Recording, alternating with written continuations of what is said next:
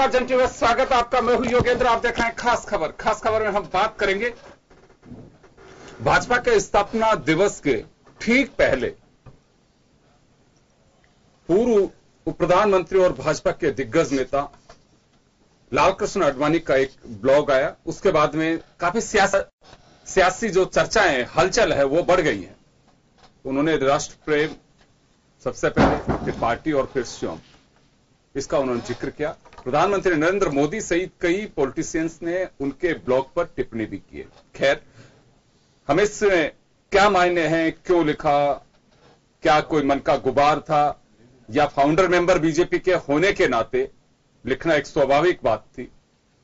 चलिए मैं आपको मजमून दिखाऊंगा और मजमून के बाद लौटेंगे। हमारे साथ कांग्रेस के वरिष्ठ नेता अरुण शर्मा साहब है, भाजपा नेता जितेंद्र श्रीमाली जी हमारे साथ हैं, ओम सैनी साहब वरिष्ठ पत्रकार हमारे साथ जुड़ रहे हैं। सभी का स्वागत है। देखें मजमून, लौटते हैं फिर पैनल पर। बीजेपी ने जब वरिष्ठ नेता लालकृष्ण आडवाणी को टिकट नहीं दिया, तब भाजपा पर आडवाणी की उपेक्षा के आरोप लगे। लेकिन अब वरिष्ठ नेता लालकृष्ण आडवाणी ने जो ब्लॉग लिखा है वो चर्चा में है, क्योंकि उस ब्लॉग को लेकर यह माना जा रहा है कि इसके माध्यम से आडवाणी ने वर्तमान भाजपा की रीति नीति पर प्रहार किया है। आडवाणी ने अपने ब्लॉग में लिखा कि जो हमसे असहमत है, हमने उन्हें देशद्रोही नहीं माना। उन्होंने बीजेपी को नसीहत दी है कि सियासी असहमति जताने वाले राष्ट्र विरोधी नहीं है। आडवाणी ने अपने ब्लॉग में गांधीनगर सीट का भी जिक्र किया और वहां के लोगों का आभार जताया। आडवाणी के ब्लॉग के बाद पीएम मोदी ने भी ट्वीट कर कहा कि आडवाणी जी ने बीजेपी की मूल भावनाओं को सही तरीके से पेश किया है। सबसे गौर करने योग्य वह मंत्र है जिससे बीजेपी चलती है, nation first, party next, self last. Bharatiya Janata party के कार्यकर्ता चलते हैं, व्यक्ति से बड़ा दल, दल से बड़ा देश, और इसी सिद्धांत को जो बताया है उसको लेकर हम आगे चले हैं। प्रधानमंत्री जी ने भी इसकी प्रशंसा की है। जो आडवाणी जी ने बताया उसी पथ पर देश चल रहा है और हमारी पार्टी चल रही है। वहीं राहुल गांधी और ममता बनर्जी ने पीएम मोदी पर निशाना साधा। राहुल गांधी ने कहा कि क्या यह हिंदू धर्म है? मोदी हमें हिंदू धर्म सिखाएंगे। उन्हें किसने ऐसा हिंदू धर्म सिखाया है जिसमें गुरु के साथ ऐसा व्यवहार किया जाना चाहिए? श्री लालकृष्ण आडवाणी जी ने कल देर रात मोदी जी और शाह जी की स्टिंगिंग इंडाइटमेंट कर डाली और चेहरे को बेनकाब करते हुए यह साफ तौर से कह डाला कि विरोधियों को राष्ट्र विरोधी कहना पूरी तरह से गलत भी है और प्रजातंत्र की परिपाटी के विरुद्ध भी। आडवाणी का यह ब्लॉग कहीं न कहीं उनके मन की पीड़ा को बयां करता है। यह उस सियासत की तरफ इशारा करता है जहां शायद अब बुजुर्ग और अनुभवी नेताओं के लिए जगह कम होती जा रही है। मुरली मनोहर जोशी, सुमित्रा महाजन भी इस कतार में दिख रहे हैं। इतिहास में झांके तो कांग्रेस भी नरसिम्हा राव जैसे बुजुर्ग नेताओं को टिकट से वंचित कर चुकी है। सपा में भी मुलायम सिंह यादव का दर्द छुपा नहीं है। लेकिन मुद्दा सिर्फ टिकट तक नहीं, सवाल यह है कि क्या नई राजनीति के इस महल में पुराने मजबूत स्तंभों के लिए कोई जगह नहीं बची? ब्यूरो रिपोर्ट, जन टीवी न्यूज। तो चलिए, आडवाणी जी का ये ब्लॉग काफी सियासी पारा चढ़ा चुका है और ऐसे वक्त जब इलेक्शन हो रहे हों देश में, तो आडवाणी का अपना एक कद्र है राजनीति में, आज भी उनका है। और जैसे उन्होंने कहा कि विरोधी कोई भी हो, राष्ट्र विरोधी नहीं होते हैं। विचारधारा की लड़ाई होती है और विचारधारा किसी की कुछ भी हो सकती है। हमारे से कोई असहमत हो सकता है, हम किसी से असहमत हो सकते हैं, लेकिन राष्ट्र विरोधी नहीं है। आखिर आडवाणी को कहना क्यों पड़ा? कांग्रेस इस पर निशाना साधती है बीजेपी के नेताओं पर, खासकर प्रधानमंत्री नरेंद्र मोदी और भाजपा अध्यक्ष अमित शाह पर। सुरजेवाला को अभी आपने सुना, उनका कहना था कि एक आईना दिखाता है यह ब्लॉग प्रधानमंत्री और शाह को। मैं अरुण शर्मा जी हमारे साथ में है। अरुण जी, ये क्यों लगता है कांग्रेस को कि उन्होंने अपने मन की पीड़ा जाहिर की है और जो कुछ हो रहा है उसमें सीधा सटीक एक कटाक्ष है?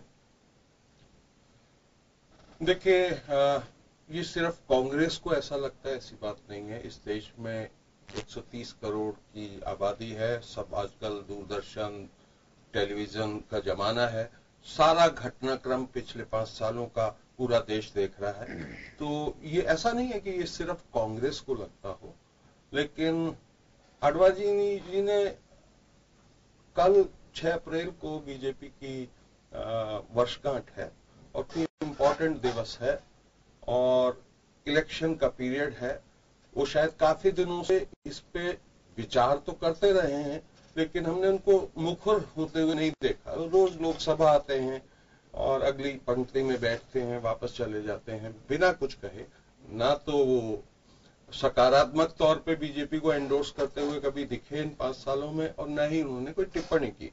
लेकिन अभी इस समय जो वो बात कह रहे हैं वो अपना फिलॉसफी बता रहे हैं। उन्होंने कैसे पिछले 7 दशक से, इसमें कोई शक नहीं है आडवाणी जी का कद इस देश में काफी ऊंचा है, चाहे हम उनकी बहुत सारी बातों से सहमत न रहे हों, लेकिन उस व्यक्ति ने इस पार्टी को 2 सीटों वाली स्थिति से काफी संघर्ष करके इस स्थिति में पहुंचाया। इसमें कोई शक नहीं होना चाहिए।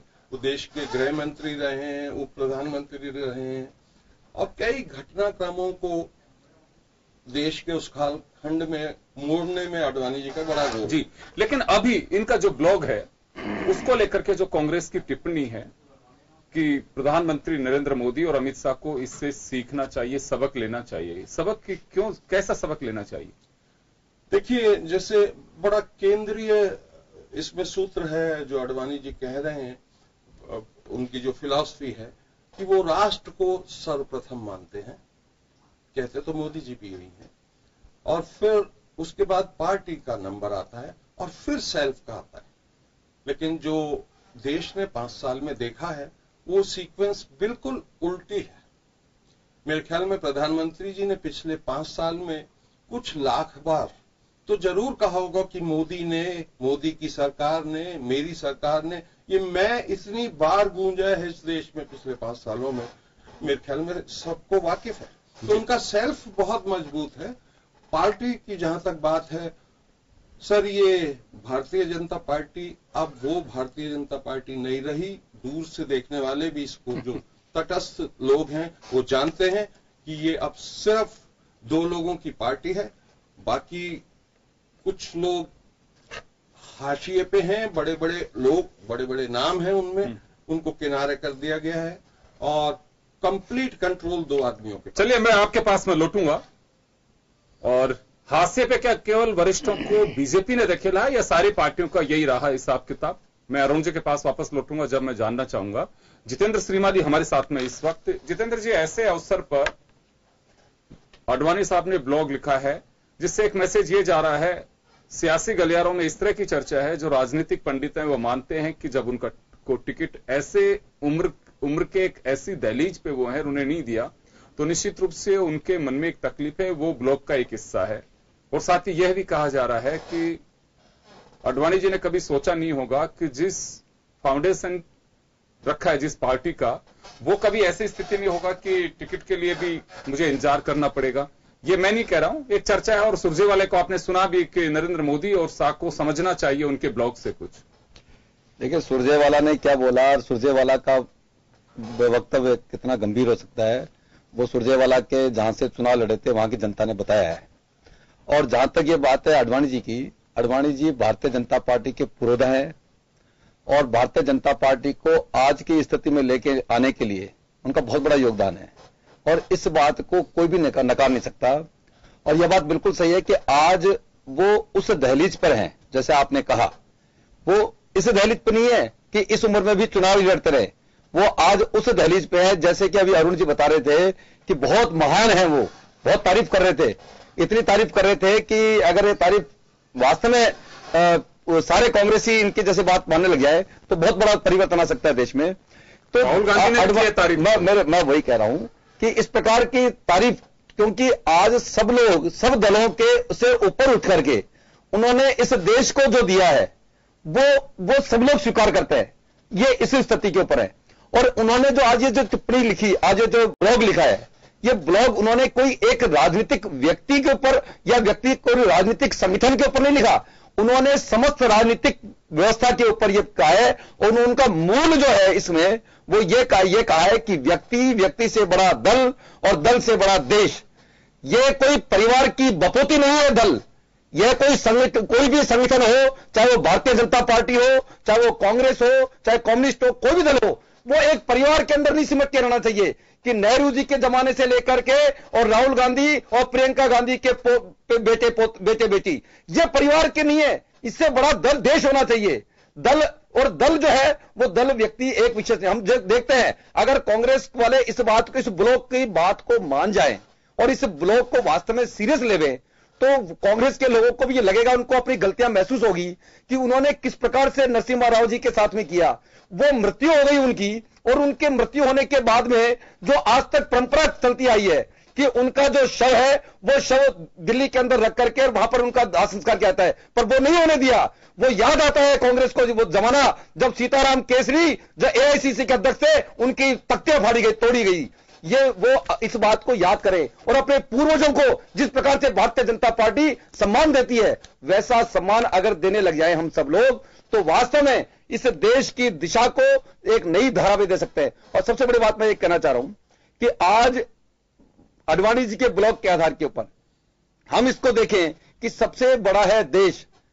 अटल जी के मेरे को वो पंक्ति याद आती है जो उन्होंने, जब उनकी बहुमत की सरकार, बहुमत नहीं मिला था, सरकार अल्पमत में हो गई थी, उस समय उन्होंने ये बात कही थी कि सरकारें आती रहेगी, चुनाव होते रहेंगे, पर ये देश रहना चाहिए। बिल्कुल बिल्कुल। आज भी इसी बात की आवश्यकता है। मेरा छोटा सा सवाल, आप जो कह रहे हैं बिल्कुल सही बात है और इसमें कोई संदेह नहीं है। अटल बिहारी वाजपेयी के वो जो अल्फाज हैं वो लिखे जाएंगे, लिखे गए हैं लोकसभा में, आज भी वो उसके जो डोजियर्स हैं, लाइब्रेरी, उसमें देख सकते हैं। यह एक सवाल मैं आपसे करना चाहूंगा। आपने कहा कि एक वोट के लिए, और बात सही है, बीजेपी के लिए उस वक्त एक वोट बटोरना कोई बहुत बड़ी बात नहीं थी, सरकार बचाई जा सकती थी, लेकिन उन्होंने राष्ट्र हित में समझिए या अपने सिद्धांतों के खिलाफ था कि हॉर्स ट्रेडिंग की जाए, कुछ भी, जो भी इसके मायने हो सकते हैं।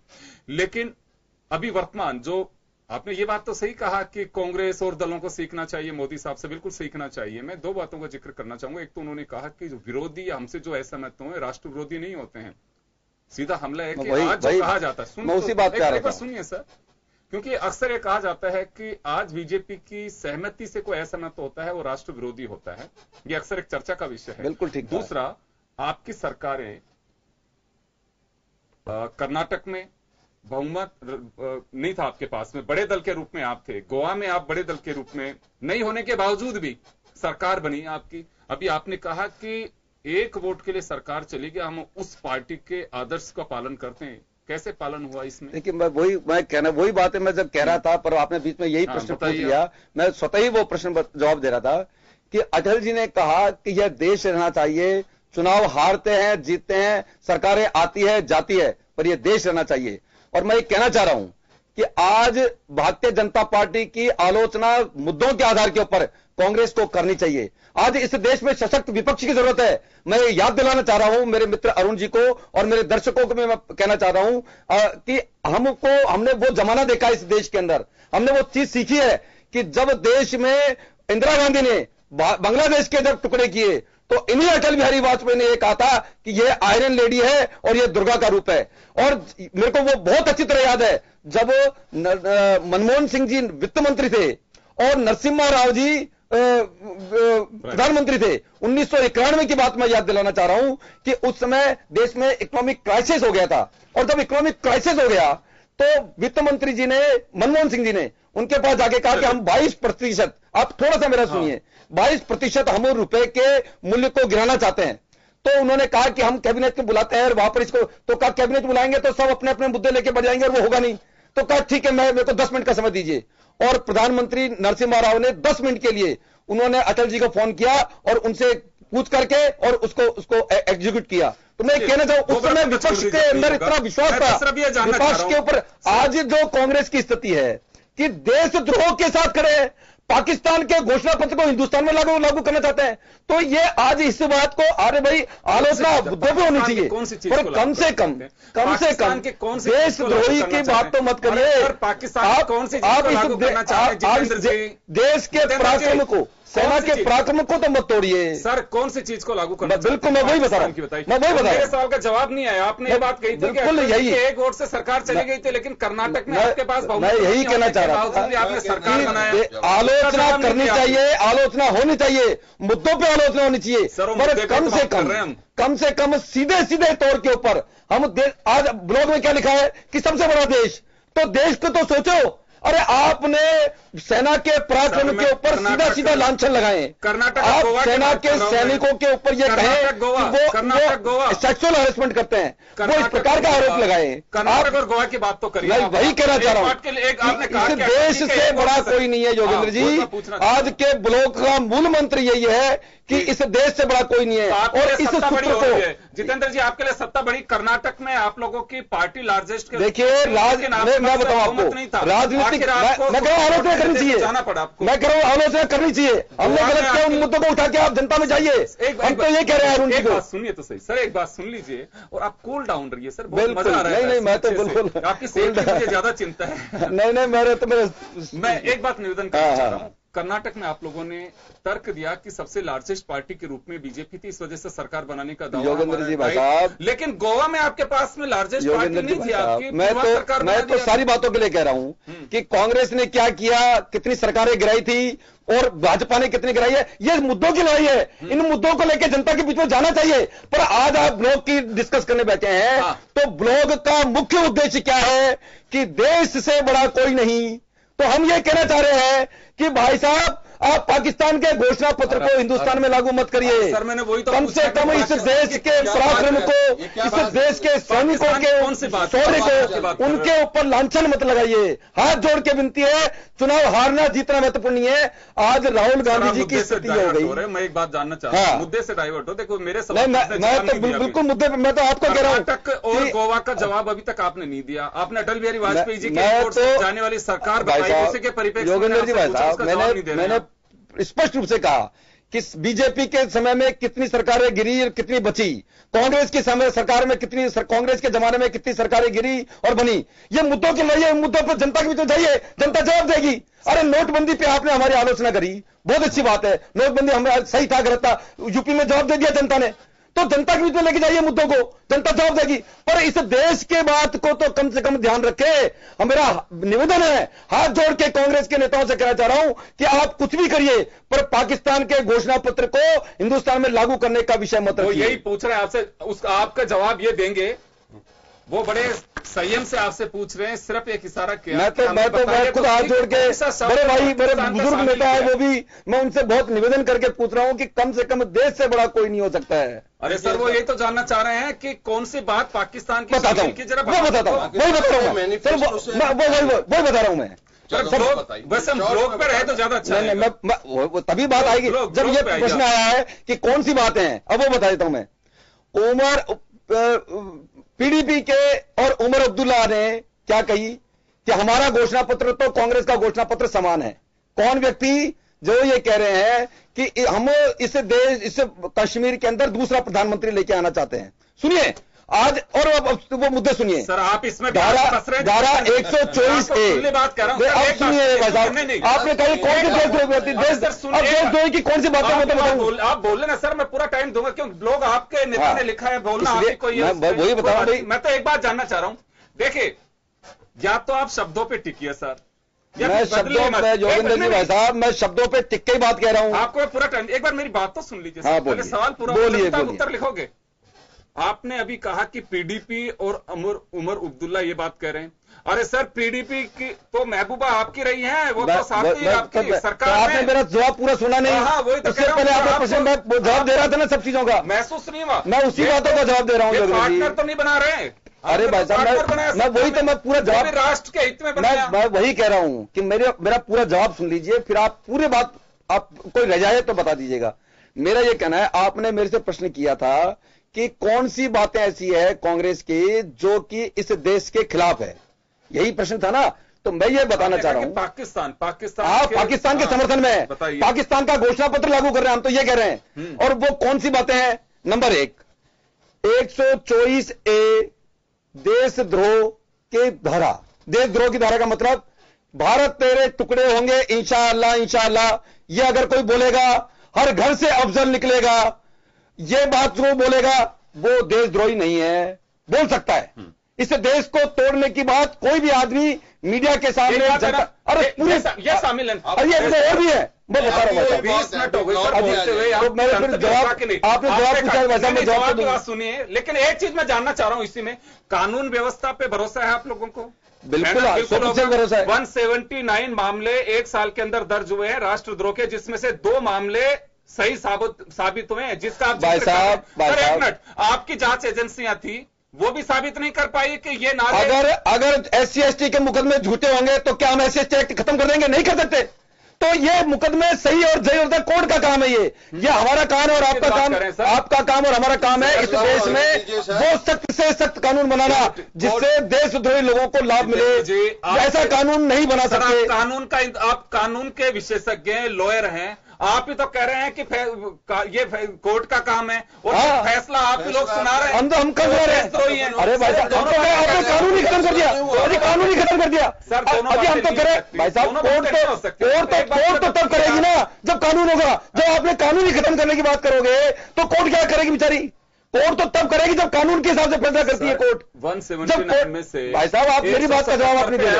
FR मैं तो सबमिट कर दी गई है। आप कौन से कानून? भाई साहब मैं बता रहा हूं कानून, आप सुनना नहीं चाहते। नहीं होनी चाहिए। 124A कानून इस बात का है कि जो इस देश में देशद्रोही की बात करेगा, इस देश के खिलाफ कोई बात करेगा, उसके खिलाफ 124A लगेगी। बिल्कुल। ये तय कौन करेगा कि राष्ट्रद्रोहिता की बात कोर्ट तय करेगी। नहीं कर रहे ना।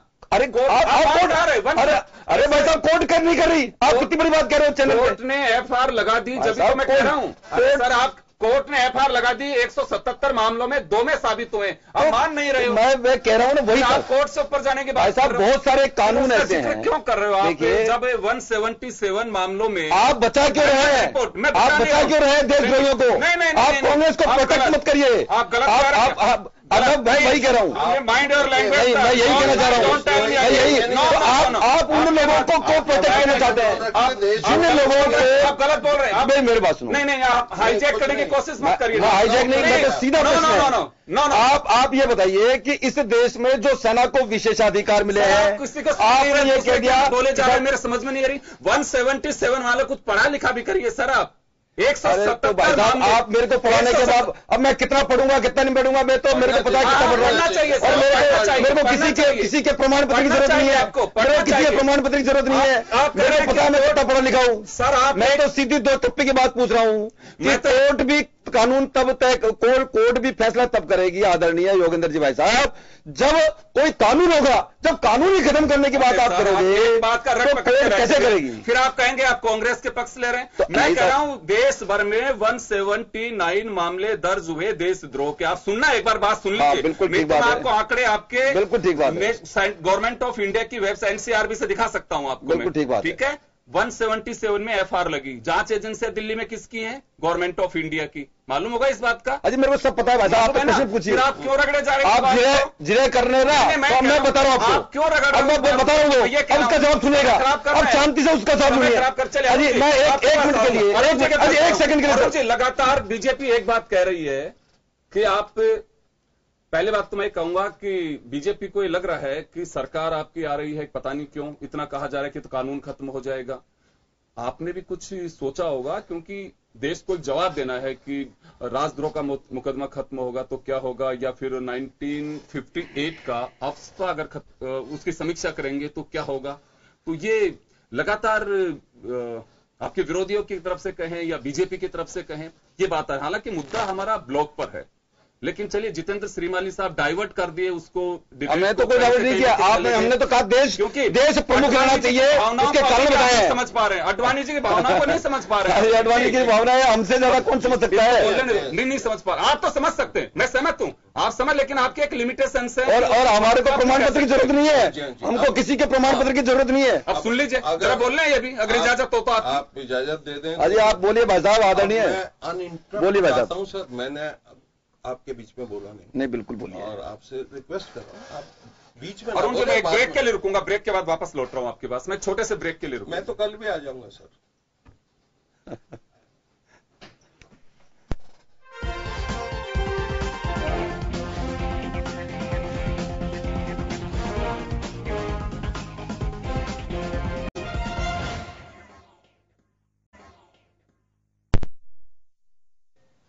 ब्रेक के बाद एक बार फिर आपका स्वागत है। आप देख रहे हैं खास खबर। बात कर रहे हैं पूर्व प्रधानमंत्री और भाजपा के वरिष्ठ नेता लालकृष्ण आडवाणी के ब्लॉग की।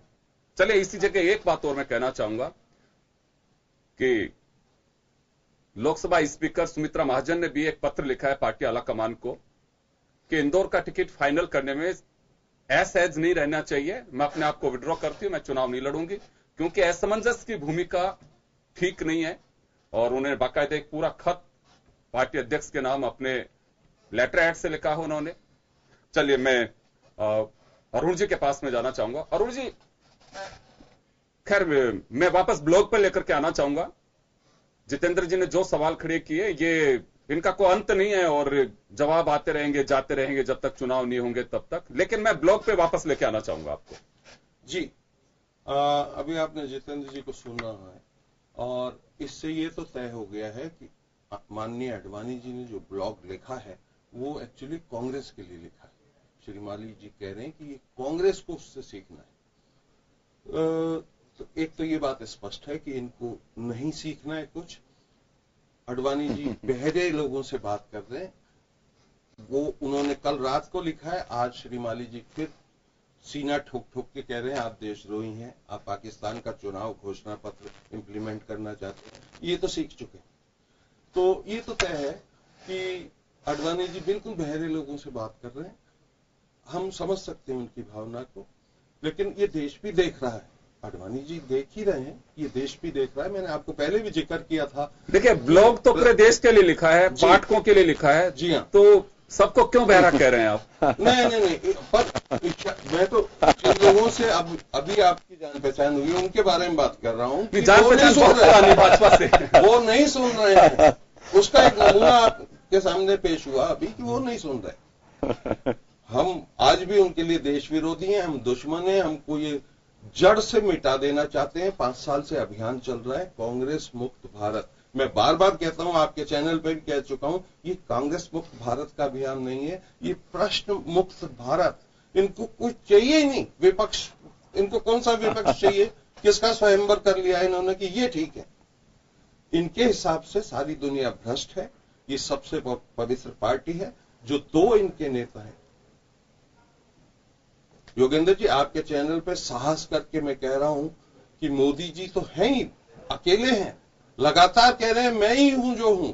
लेकिन ऐसा पार्टी अध्यक्ष रखना भी दिल और फेफड़ों का काम है। बड़े दिल होना चाहिए, बड़ा फेफड़ा होना चाहिए। अमित शाह जी जैसी आदमी को, व्यक्तित्व को, जिनका ऐसा पास्ट रहा है, उनको अध्यक्ष बना देना कोई मामूली काम नहीं है। इन्होंने 2014 का जो मैंडेट था, ह्यूज मैंडेट, उसका अर्थ ही मोदी जी ने गलत निकाला है। उन्होंने समझा है कि अब कोई नहीं है, निरंकुशता ही अभियान है। ये इनका नई बात नहीं है। आप इनके 15 साल गुजरात के देख लीजिए, तोगड़िया जी को ढूंढ लीजिए, केशु भाई पटेल को ढूंढ लीजिए।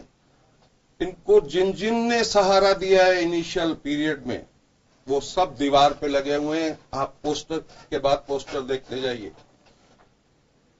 हमारा देश दंत कथाओं पे चलता है। किसी ने कहा ये बहुत गरीब थे, गरीबी से आए हैं, चाय बनाते थे। एक गवाह आपके पास है नहीं कि उसने चाय पी हो कभी, लेकिन हम विश्वास करना चाहते हैं। तो कांग्रेस ने कहा था हम चाय का बात तो आपने कही थी। हम इन सब बातों पे विश्वास करना चाहते हैं। मैं ये कह रहा हूं, होंगे चाय की बात आपने कही थी। होंगे जरूर, कभी आर्थिक स्थितियां ठीक नहीं होंगी। पिछले 30 साल से लगभग राजभवन में रह रहे हैं मोदी जी। हर जगह चीफ मिनिस्टर का बंगला है, अब प्रधानमंत्री का बंगला है। एक अदद कमरा चाहिए अपनी मां को साथ रखने के लिए। एक कमरा जहां एक निवेदन करना चाहूंगा सर। पर्सनल ले रहे हैं ये। नहीं, हम मैं बोल रहा हूं, हर कांग्रेस का व्यक्ति आता है, इस देश की भाषा बोलता है। एक सेकंड अरुण जी, मैंने देखो इनको भी रोक दिया था कि क्यों, जो वाजिब बात नहीं है, जो राजनीति में नहीं है उनका नाम मत लो। माता जी देखिए वो उनका आउटलुक है।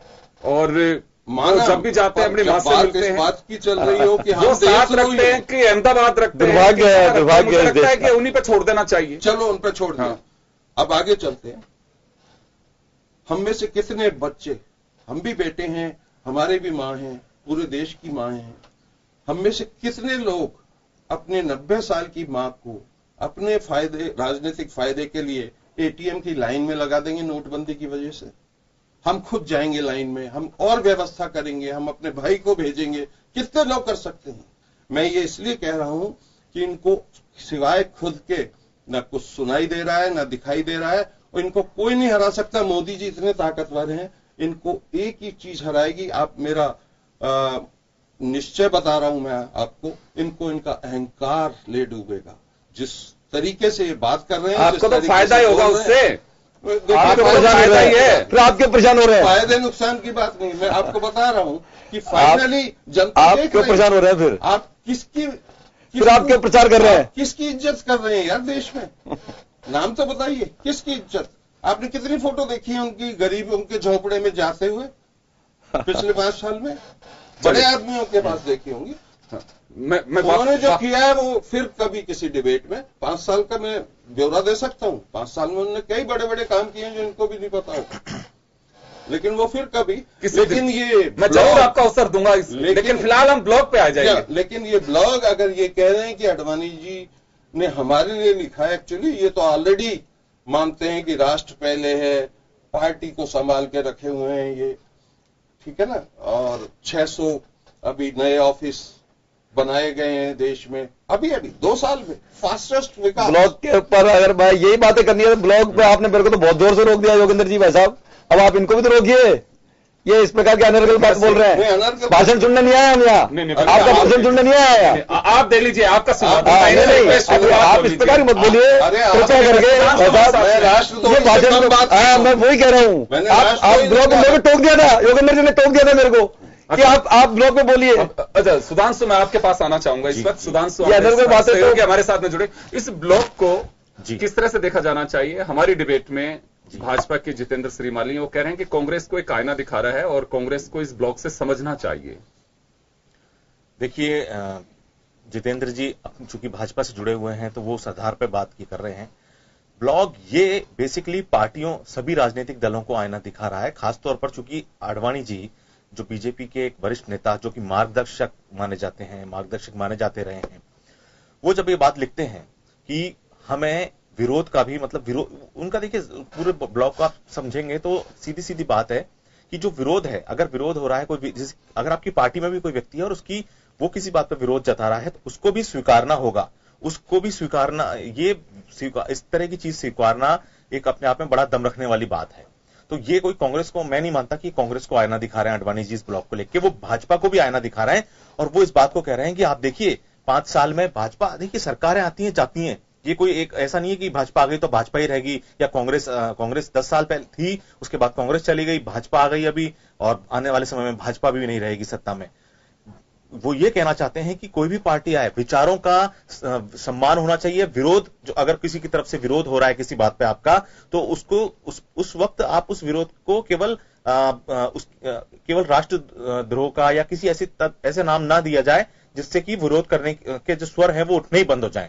देखिए विरोध, अगर किसी बात आप सरकार जब काम करती है तो उनका विरोध भी होता है। आप देखिए, आप सोशल मीडिया पे आप जब जाते हैं, सोशल मीडिया पे आप जब कुछ लिखते हैं किसी भी प्रकार की, किसी योजना के बारे में या प्रधानमंत्री के बारे में या कोई भी ऐसी चीज जो कि शायद बीजेपी के किसी व्यक्ति को लगे कि हमारा विरोध है, तो उस दौरान सोशल मीडिया पे कई बार ऐसी स्थिति भी आ जाती है कि आपको उस विरोध करने के कारण आपके सामने जो खड़े हुए हैं लोग, आपके जो आपका विरोध कर रहे हैं, उस पर आपको कई बार ऐसी स्थिति उत्पन्न हो जाती है कि कई बार ऐसे शब्दों का उपयोग किया जाता है जो कि ठीक नहीं होते किसी भी एक सम्मानित और आम नागरिक के लिए हिंदुस्तान के।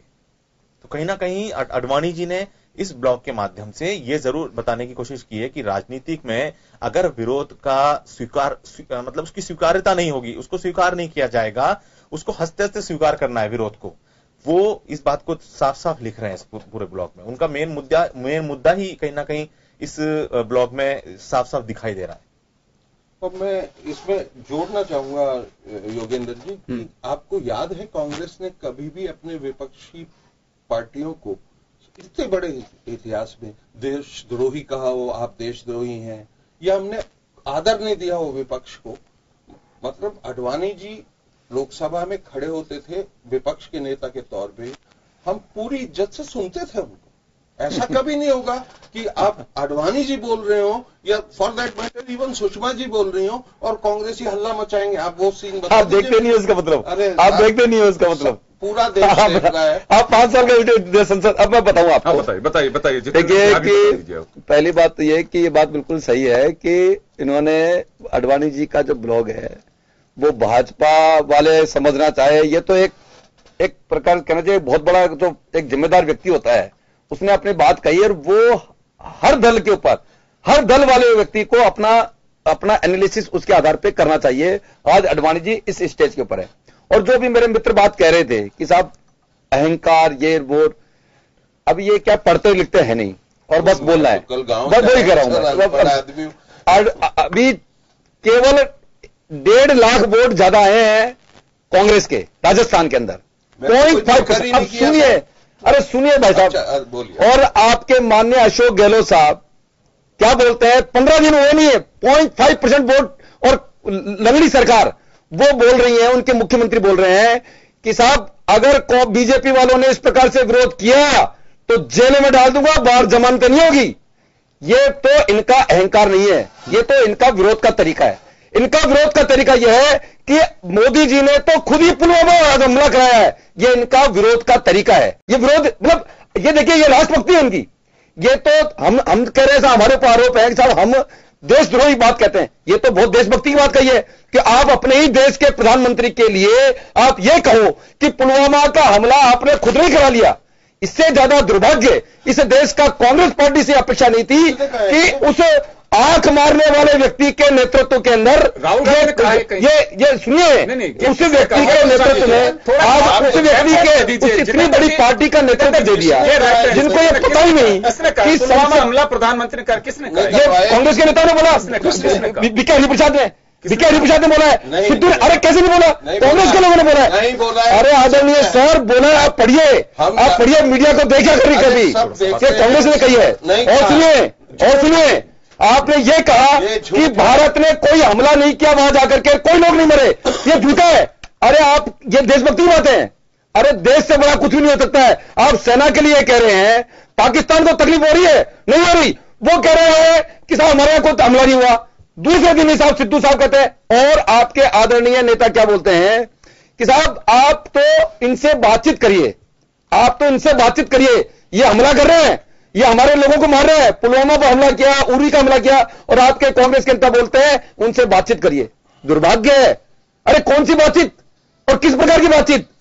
भारतीय जनता पार्टी अगर कोई कांग्रेस के लोगों को हमको ये लगता है कि हम अहंकार है तो है, हम इस देश के से बड़ा कोई नहीं है, कोई दिक्कत नहीं है। क्यों? तो ये अगर हमारी कोई बात जो पाकिस्तान के खिलाफ होगी, जो चाइना के खिलाफ होगी, उसको अगर कोई अहंकार मानना चाहे मान सकता है। क्योंकि हम कांग्रेस के उसको नहीं है कि साहब कांग्रेस वाली जो बात कह रहे हैं, आप जब पुलवामा के हमले के लिए आप कह दो प्रधानमंत्री ने खुद ने कराया, इससे ज्यादा दुर्भाग्य की बात क्या हो सकती है? ये आपका अहंकार, आपका स्वामित्व है। आप देशद्रोह, आप सैनिकों के लिए ये कहते हैं सेक्सुअल हैरेसमेंट करते हैं, इससे ज्यादा दुर्भाग्य क्या होगा? अरे वो देश के लिए मरने वाले लोग हैं, आप उनके लिए कह रहे हैं सेक्सुअल हैरेसमेंट करते हैं।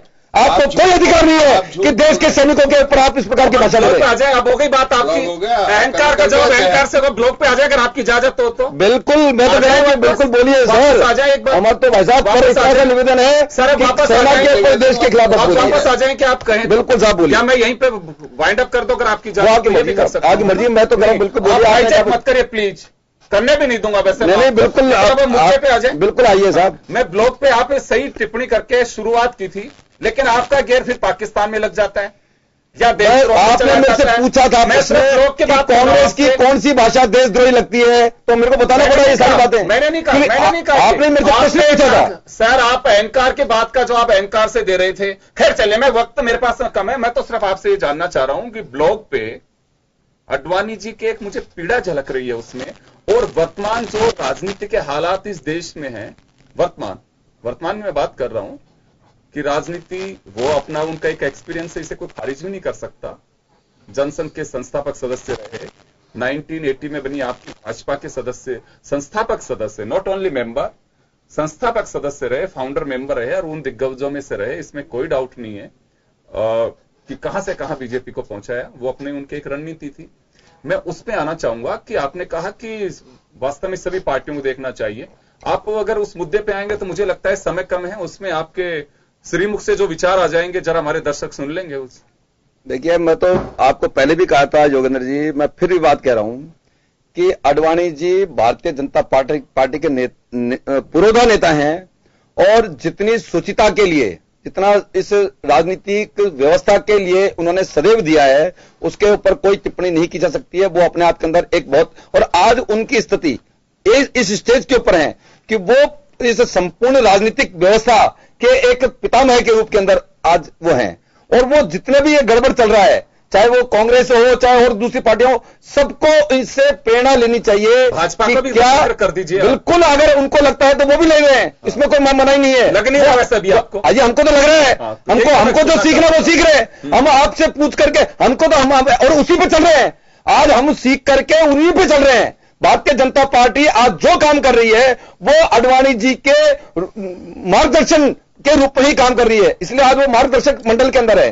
तो मैं आपको ये कहना चाह रहा था कि आज आडवाणी जी के इस ब्लॉग का मूल उद्देश्य ये था कि इस देश से बड़ा कुछ नहीं है, सरकारें आएगी जाएगी, परंतु कुछ मूल्य ऐसे हैं कि जिनके ऊपर कृपया करके देश के ऊपर कोई नहीं है, देश के साख गिरे, देश का स्वाभिमान गिरे, देश के सैनिकों का पराक्रम गिरे, इस प्रकार की ओछी राजनीति इस देश में नहीं होनी चाहिए। आपको ध्यान होगा कि इस देश के अंदर एक गैंग काम करती है, वो गैंग है बहिष्कार करने वाली गैंग। उसमें अभी कुछ समय पहले नसरुद्दीन साहब ने कहा कि मेरा इस देश में मन नहीं लगता, घुटता है। अरे जब देश के अंदर कश्मीरी पंडित जब निकल रहे थे तब आपका दम नहीं घुटा। आप रोहिंग्या मुसलमानों को हिंदुस्तान में लेके आते हैं तब आपका दम नहीं घुटता है। तो ये जो सारी बातें हैं, बहुत सारी घटनाएं, इस प्रकार की घटनाएं, इस प्रकार की घटनाएं देश से बड़ी हो चुकी है। मैं जरा इनसे पूछ लो ब्लॉग पे। हाँ, आपका और कुछ बोलना था? नहीं बिल्कुल, मैं तो अंत नहीं है, कुछ रह गया तो टाइम देखिए, मत कहना कि मेरे को टाइम नहीं, मैं तो बस आप जरा साइलेंट हो जाए तो जरा सुन लें अभी इनको भी हम। मैं जी ब्लॉग जो मोदी जी ने लिखा है, मेरा अपना एक मानना है कि वर्तमान राजनीतिक परिदृश्य देश का जो है उस पर एक सटीक टिप्पणी है उनकी। जो कुछ वो देख रहे हैं उनका एक अपना एक एक्सपीरियंस है, क्योंकि अभिव्यक्ति की आजादी के साथ साथ उनके एक एक्सपीरियंस भी उसमें परिलक्षित होता है कि जो कुछ चल रहा है उन्हें कहीं ना कहीं ये बात लगती है। मैं एक दिन पहले इस बात को लेकर के डिबेट कर चुका हूं कि यह 2019 का चुनाव केवल ये मान के चल सकते हैं चेहरे विशेष पे आकर के फोकस रह गया है। कोई राजनीतिक दल हो, मैंने जिक्र भी किया था, not only national parties, regional parties भी उसी तर्ज पे चल रही हैं। बीजेपी है नरेंद्र मोदी, कांग्रेस है राहुल गांधी, समाजवादी पार्टी है अखिलेश यादव, टीडीपी है चंद्रबाबू नायडू। कोई पार्टी आप देख लीजिए एक मुखी होकर के रह गई है। क्या हमें नहीं देखना चाहिए कि मोदी जी का इंडिकेशन उस ओर जा रहा है? हर आदमी राष्ट्रभक्त है, इसमें कोई डाउट नहीं है, लेकिन सत्ता सुख की जो लालसा पनप गई है हमारे अंदर, उसकी ओर का इंगित है। ये बात सही है कि सभी को इससे सीखना चाहिए। अगर मानते हैं कि पार्टी का किसी का एक नेता हो सकता है, लेकिन मार्गदर्शक वो किसी के लिए भी हो सकता है। अरुण जी।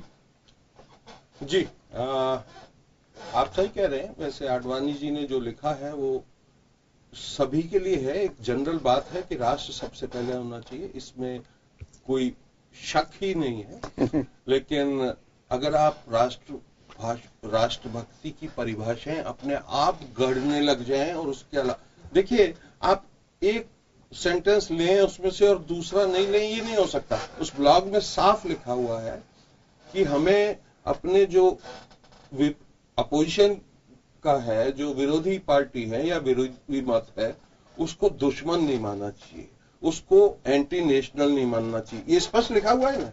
ये किसके लिए लिखा हुआ है? कांग्रेस के लिए स्पष्ट लिखा है उन्होंने किसको इशारा कर रहे हैं वो। अब चॉइस इनके पास है। मैंने इसलिए बहुत क्षमा मांगते हुए कहा कि आडवाणी जी इस समय जो नेतृत्व है उनसे बात करना चाह रहे हैं, उनको सुनाई नहीं दे रहा। ये बड़ी और ऊंची बातें वाले जमाने नहीं हैं। ये कैसे भी सत्ता में वापस आने के दिन हैं। मुद्दे आप गायब कर दो इस चुनाव से 2019 के उद्देश्य तो ये है। आप तो पाकिस्तान की बात, ब्लॉक पे आ जाए अपन वापस, ब्लॉक का मैंने आपको बता ही दिया कि उन्होंने कहां इशारा किया है, वो बड़ा स्पष्ट है। अगर नहीं आप देखना चाह रहे, आपकी इच्छा है, बाकी उन्होंने बहुत स्पष्ट लिखा है कि कैसे सुधांशु के पास जाना चाहूंगा। सुधांशु जी, एक बात इसमें ये जानना चाहूंगा आपसे कि क्या माफ करेगा, लाल कृष्ण आडवाणी अपने ब्लॉग में जी, जैसे अरुण जी कह रहे हैं, मुझे लगता है कि सब पार्टियों को, वो चाहे किसी की ओर इशारा करते नहीं करते, लेकिन कुछ चीजें ऐसी हैं कि जो वास्तव में वर्तमान राजनीति और राजनीतिज्ञ, क्योंकि दिशा भटक रही है, बदलाव होता है समय के साथ में, लेकिन हम भटक रहे हैं, मुद्दों से डाइवर्ट हो रहे हैं, मुद्दे विहीन चुनाव हो रहे हैं। कोई पार्टी, मैं एक पार्टी को दोषी नहीं ठहरा रहा हूं इसमें, कहीं उनकी पीड़ा भी झलक रही है कि जिस देश के लिए 70 साल पहले, 72 साल पहले आजादी जिस मायने में लेकर के आए थे, ये शायद किसी ने नहीं सोचा होगा कि चुनाव किस परिदृश्य से होगा। ये फेस्टिवल है हमारा लोकतंत्र का, लेकिन हम डाइवर्ट हो रहे हैं इसमें, तो कहीं पीड़ा भी झलक रही है उनकी इसमें। बिल्कुल बिल्कुल, देखिए आडवाणी जी जब जो आपने बात कही, बिल्कुल पीड़ा झलकेगी उनकी। वो उस जमाने के नेता हैं जब उनके जो साथी पूर्व प्रधानमंत्री हमारे अटल बिहारी वाजपेयी, जिनसे उनका दोस्ताना, आप ये देखिए, जब अटल बिहारी वाजपेयी का जो विरोध कोई करता था या उनके खिलाफ कोई बात करता था, तो वो इस अंदाज में बात नहीं करते थे। देखिए अभी क्या हो रहा है, मैं बीजेपी की बात नहीं कर रहा हूं कि केवल बीजेपी सेंट्रलाइज हो जाए सारी चीजें, ऐसा नहीं हो। सभी राजनीतिक दल, आप ये देखिए, वो मांगा नहीं है कि कोई अपने खिलाफ मुद्दों में बात होना बंद हो गई है। कांग्रेस या बीजेपी, हम जो आम लोग हैं, हिंदुस्तान के आम लोग हैं, वो कांग्रेस या बीजेपी की भाषा नहीं बोलेंगे। कांग्रेस और या बीजेपी हमको कभी कोई पार्टी कहे कि आप हमारे हिसाब से बोलिए, हम नहीं बोलेंगे। हम वो बोलेंगे जो हमें दिखेगा, वो बोलेंगे जो हम समझ रहे होंगे, जो हमें हमारे विचार के हिसाब से हमें सही लग रहा होगा। दूसरी चीज ये है कि आप ये देखिए कि जो ये हिंदुस्तान जो लोकतंत्र है, इसका मतलब ये होता है कि सारे अलग अलग विचारों का, अलग अलग सोच का एक सम्मान हो और उसको स्वीकार्यता हो। अगर यहां पर निश्चित तौर पर एक ऐसे बुजुर्ग नेता की, जिसने वो दौर देखा है जब विरोध स्वीकार किया जाता था, जब विरोध को हंसते हुए स्वीकार किया जाता था।